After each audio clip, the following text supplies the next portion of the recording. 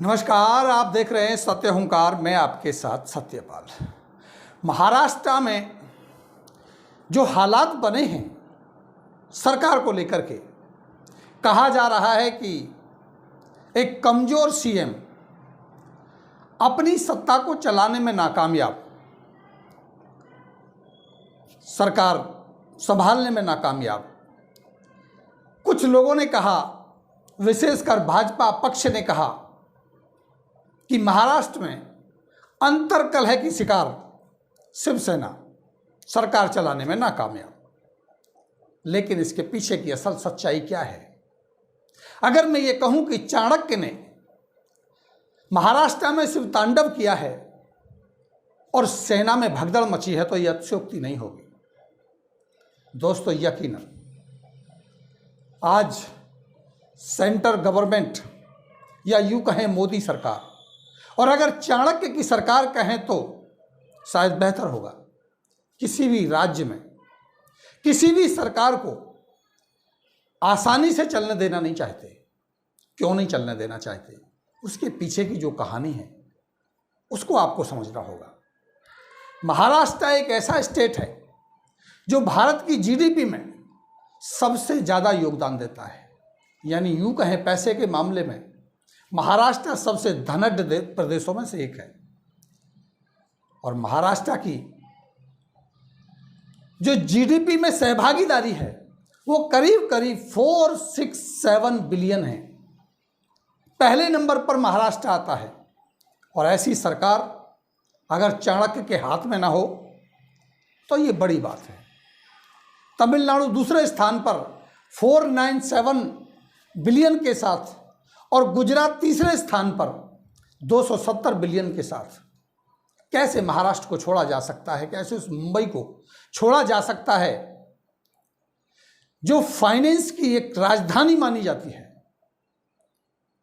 और वहां जो सबसे ज्यादा पकड़ है शरद पवार की, जो दूसरे स्टेटों को भी फाइनेंस करते हैं, ऐसे प्रदेश को भला चाणक्य कैसे छोड़ सकते हैं? मीडिया में खबरें कुछ भी हों कि सीएम नकारा रहे या वहां की अंतर्कलह की फूट रही, लेकिन जो सच्चाई मैं आज आपको बताने वाला हूं यह आश्चर्यचकित करने वाली है। ये चाणक्य का जो शिव तांडव है जिससे सेना बौखलाई हुई है। सरकार चलेगी नहीं, सरकार का गिरना तय है, क्योंकि शिकंजा अब की बार कसा ही ऐसा गया है। एक बार और पहले कोशिश हुई, वैसे तो केंद्र सरकार की तरफ से, चाणक्य की तरफ से बार बार कोशिशें होती रही हैं, लेकिन अब की बार जो शिकंजा कसा है, इस शिकंजे से शायद शिवसेना का निकलना नामुमकिन है। दोस्तों, अगर बात करें एक ऐसे हथियार की जो केंद्र सरकार के हाथ में है, जिस हथियार से न कि अच्छे अच्छे नेता खौफ खाते हैं, बल्कि इस प्रदेश की सरकारें खौफ खाने लगती हैं, सरकारों को गिरा दिया जाता है। जी हाँ दोस्तों, मैं उसी हथियार की बात कर रहा हूं जिसे इस्तेमाल किया जा रहा है ईडी और आईटी। यानी ईडी और आईटी के इस हथियार से सारे के सारे नेताओं को, पूरी की पूरी सरकारों को जिस तरह से परेशान किया जा रहा है, अब ये छुपा नहीं रह गया है। और यही हथियार, यही ब्रह्मास्त्र अब चलाया गया है महाराष्ट्र के अंदर। मैं फिर वही आपको याद दिलाते हुए कि ये जो सारी कहानी है ये उस फाइनेंस की है, क्योंकि चुनाव महंगे हो चले हैं। चुनावों के जो खर्चे हैं उसमें बहुत सारा पैसा लगता है।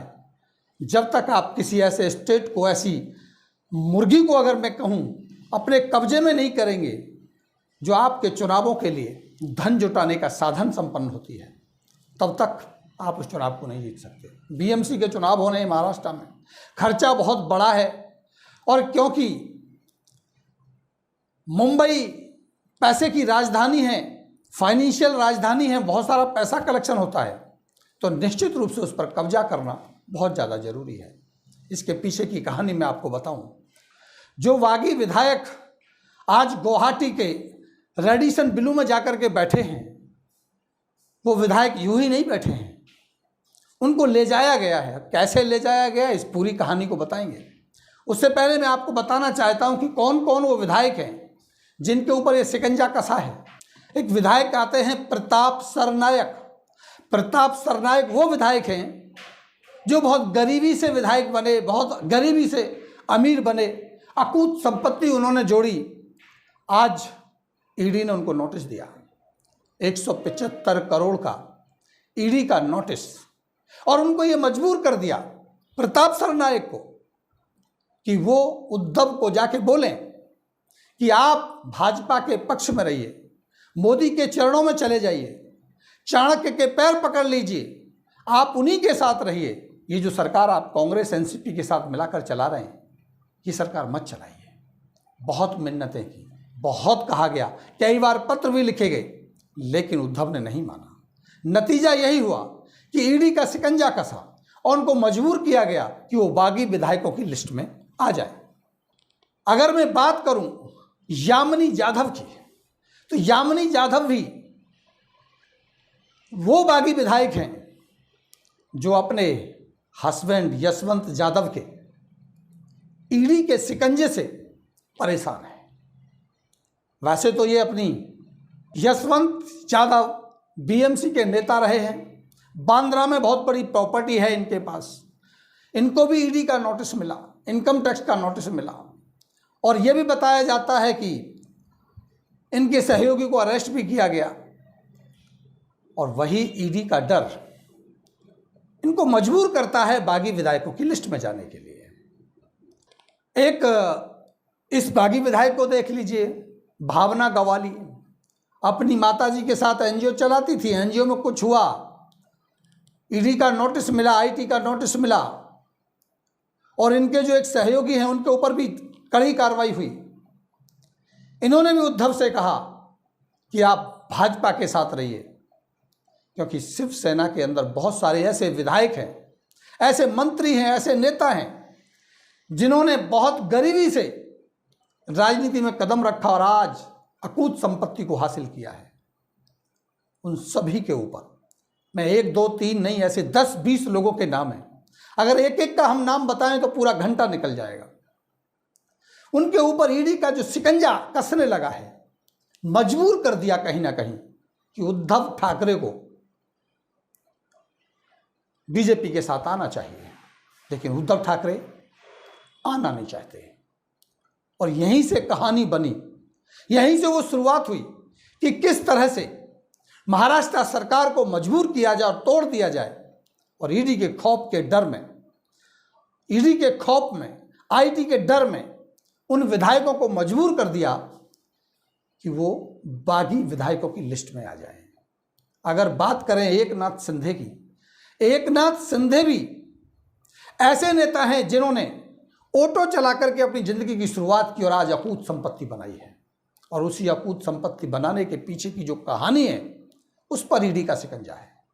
बताया जाता है कि एकनाथ शिंदे का नाम उस एनआईए जांच में भी आता है जो मुकेश अंबानी के यहां जो हमला हुआ था, उसके ऊपर भी जो जांच हुई, उस जांच में एकनाथ शिंदे का नाम का आना इसका दबाव बनाता है। और जो वहाँ के एक बहुत बड़े वरिष्ठ पत्रकार हैं अशोक वानखेड़े, वो बताते हैं एकनाथ शिंदे के बारे में कि किस तरह से एकनाथ शिंदे अभी कुछ दिन पहले, चंद दिनों पहले उद्धव ठाकरे के घर जाकर के रोते हैं और गिड़गिड़ाते हैं, और किस तरह से भीख मांगते हैं और कहते हैं कि आप हमें बचाइए, हमने तो आपके यहाँ से राजनीति सीखी है, आप तो मेरे गुरु हैं, आप तो मेरे सब कुछ हैं, शिवसेना मेरे दिल और दिमाग पे है, मैं शिवसेना से बना हूं, मैं कैसे इसके खिलाफ जा सकता हूं। लेकिन उसके बावजूद भी उनको बगावती तेवर अपनाने पड़ते हैं। वो ईडी की मजबूरी है, आईटी की मजबूरी है। पहले मैं आपको सुना देता हूं, अशोक वानखेड़े जी को सुन लीजिए, वो क्या बता रहे हैं शिंदे के बारे में। देखिए, ये पता मुख्यमंत्री को था, ये पता शरद पवार को भी था, और ये इंटेलिजेंस ने भी रिपोर्ट दी थी कि कुछ मूवमेंट है। और यही बात सोचते हुए उद्धव ठाकरे ने शिंदे जी को अपने घर पे बुलाया। पूछा गया कि ये क्या हो रहा है, क्या ये मीटिंग हो रही है? तो उन्होंने कहा कि मेरे पास तो लगातार विधायक आते हैं, तो बात तो आपको भी पता है, कोई गलत तो नहीं है। और आपको लगता है कि ऐसा कोई विरोध कर रहा होगा तो वो उस टाइम पे इमोशनल होके रो दिए आंसुओं से। शिंदे उन्हें कहा कि अरे मैं परिवार का पार्ट हूं, ठाकरे परिवार का मैं हिस्सा हूं साहब, आप ऐसा कैसा सोच सकते हैं? कोई कुछ भी कह देगा और आप मान लोगे? मेरी जिंदगी गई है आप शिवसेना के लिए। मैं बाला साहब ठाकरे का आज भी भगवान जैसी पूजा करता हूं। लोग कुछ भी कहेंगे साहब, आप कुछ बताइए, भाभी जी आप बताइए। ये उनके पत्नी को भी बोला गया, उनके पत्नी को भी लगा कि जब रो रहा है एक आदमी, फिर उन्होंने कहा कि चलो छोड़ भूल जाइए, लोग ऐसे कहते रहते हैं, लेकिन थोड़ा सा ख्याल रखना पड़ेगा अपने को, बीजेपी अपने पीछे लगी हुई है, थोड़ा संभल के रहना। और एक काम करना, अभी जो विधान परिषद के चुनाव हो रहे हैं 4 दिन बाद, इसका सारा वोटिंग का जिम्मा तुम संभाल लेना, तुम रणनीति तय करना। तो इन सारे विधायकों को तुम इकट्ठा करोगे, इनसे वोटिंग दिलवाओगे। ये जब बोल रहे थे उद्धव ठाकरे, तब उनको ये मालूम नहीं था कि जो प्लान एग्जीक्यूट होने वाला है उसकी कहीं ना कहीं लॉजिस्टिक की मदद उद्धव ठाकरे इनडायरेक्टली कर रहे हैं। तो इन लोगों को सबको ईडी का डर है। आप उसको देख लीजिए, जो सरनाइक है, प्रताप सरनाइक, ये भी ऑटो चलाते थे, आज अब्जोपति है, उनको ईडी का नोटिस मिला। जब से नोटिस मिला वो लगातार लेटर लिख रहे हैं कि हमें बीजेपी के साथ जाना है, हमें बीजेपी के साथ जाना है। नारायण राणे को ईडी का नोटिस मिला, वो बीजेपी वाले हो गए। कृपा शंकर सिंह सब्जी का ठेला लगाते थे अंधेरी में, उसके बाद में कांग्रेस में गए, नेता बने, मंत्री बने, अब्जोपति है, उनको ईडी का नोटिस मिला, वो बीजेपी चले गए हैं। भावना गौड़ी को ईडी का नोटिस मिला, ईडी प्रताड़ित कर रही है, वो बोल रही है कि हमको बीजेपी के साथ जाना है। ये लगातार जो कल तक पिछले सरकार में जो ये कह रहे थे हमको किसी भी हालत में बीजेपी से हटना है, इस सरकार से हटना है, बीजेपी हमको खत्म कर रही है, वो आज कैसी बोल रही है कि आज बीजेपी के साथ जाना है। तो सुना आपने दोस्तों, इतना बड़ा दबाव चाणक्य के द्वारा बनाया गया महाराष्ट्र के विधायकों के ऊपर, और मजबूर कर दिया कि एक के बाद एक इन विधायकों को उस लिस्ट में शामिल कर लिया जाए जो बगावती तेवर अपना रहे हैं, और सरकार को मजबूर कर दिया जाए कि वो कांग्रेस से, एनसीपी के जो सहयोग से चल रही है वो इस्तीफा दे और बीजेपी के साथ मिलकर वो सरकार बनाए। अगर मैं बात करूं उस घटनाक्रम की, जो घटनाक्रम घटा, इस पूरे घटनाक्रम को बनाने के लिए उपवन झील में स्थित जो उनका रेस्टोरेंट है, जहां से पूरी सल्तनत एकनाथ शिंदे की चलती है, वहां शाम को पार्टी पे सभी विधायकों को निमंत्रित किया गया, बुलाया गया। और उस झील में बैठ के जब सारे विधायकों को इकट्ठा कर लिया गया तो अचानक से पुलिस आती है, गाड़ियां आती हैं और सारे विधायकों का अपहरण कर लिया जाता है और उन गाड़ियों में बिठा लिया जाता है। किसी भी विधायक को इस बात का अंदाजा नहीं था कि उनके साथ क्या होने वाला है। उनको लगता था कि यहाँ आए दिन ऐसी पार्टियां होती रहती है, मीटिंग होती रहती है। एकनाथ शिंदे ने सारे विधायकों को बुलाया, गाड़ियां लगाई, पुलिस फोर्स लगाई और उनको बिठाया और उनको ले जाया गया गुवाहाटी। गुवाहाटी में जो CR पाटिल हैं, जो MP हैं, उन्होंने सारा इंतजाम किया और सारे विधायकों को वहां पहुंचा दिया गया। और उसके बाद उनको बताया गया कि हर हाल में अगर खुद को बचाना है, अगर हर हाल में CD और ED की इस कार्रवाई से बचना है, तो अब हमें ये फैसला लेना होगा। मजबूर कर दिया पूरी की पूरी सरकार को, मजबूर कर दिया हर एक विधायक को। और आज स्थिति ये है कि हर हाल में महाराष्ट्र सरकार के ऊपर चाणक्य कब्जा कर लेना चाहते हैं।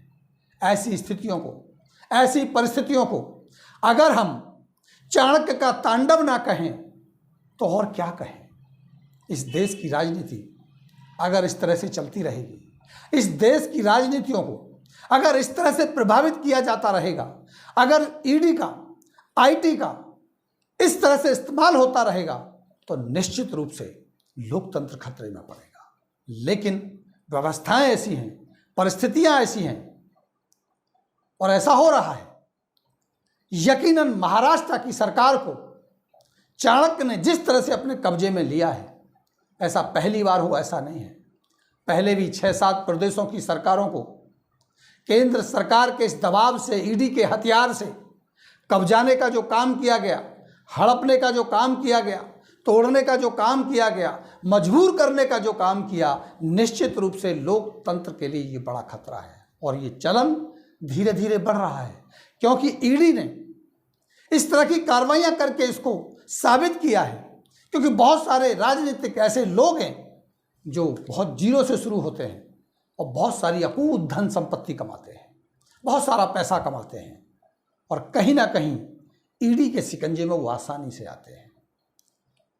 कांग्रेस के ज़माने में, या यूं कहूं कि अटल बिहारी वाजपेयी के ज़माने में जब ईडी को लाया गया तो शायद उसके दांत इतने पैने नहीं थे, लेकिन पी चिदम्बरम ने 2005 में ईडी को इतना शक्तिशाली बना दिया कि आज उसका इस्तेमाल बहुत सारी पार्टियों के खिलाफ, विशेषकर कांग्रेस के खिलाफ होना तो आम बात है। जैसा कि आप जानते हैं कि पिछले 5 दिन लगातार राहुल की पेशी हुई ईडी के सामने लगातार सवाल जवाब हुए। उस ईडी ने पूरी की पूरी राजनीतिक विसात को बदल दिया है और उसी का हथियार बना करके चाणक्य उनका इस्तेमाल कर रहे हैं। तो दोस्तों, महाराष्ट्र की सरकार बचेगी या चली जाएगी? महाराष्ट्र पर चाणक्य का कब्जा होगा या उद्धव जीत जाएंगे? अभी तो भविष्य के गर्भ में है, उठा पटक जारी है। कहते हैं कि राजनीति में कुछ भी संभव है, राजनीति में हर तरह की परिस्थितियां बन सकती हैं। तो क्या होगा, इस पर हमारी नज़र बनी हुई है। आप जुड़े रहिए और देखते रहिए सत्य हुंकार। अभी आपसे लेते हैं इजाज़त। नमस्कार।